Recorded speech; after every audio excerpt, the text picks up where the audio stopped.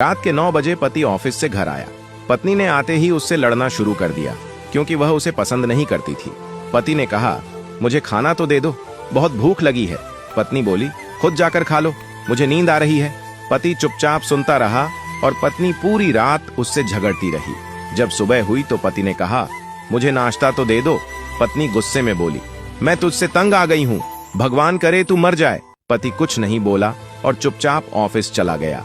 दोपहर में पत्नी अपने बच्चों को स्कूल से लेकर घर वापस आ ही रही थी तो उसने देखा घर के सामने भीड़ लगी हुई है।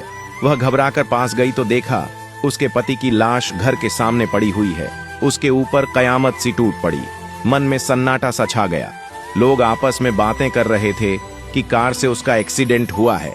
पत्नी जोर जोर से चीखने लगी और चिल्लाने लगी कि संजू उठ जाओ, मैं अब तुमसे कभी नहीं लड़ूंगी, तुम्हें कुछ नहीं कहूंगी, मुझे कुछ नहीं चाहिए।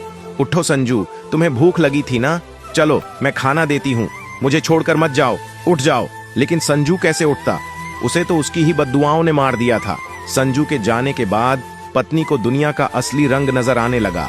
रिश्ते बदलते दिखने लगे, उसके अपने मुंह मोड़ने लगे, लोग उसे गंदी नजरों से देखने लगे। कुछ ही दिनों में उसका घर भी उससे छीन लिया गया। जो हिस्सा उसका बनता था ससुराल वालों ने उसे दे दिया।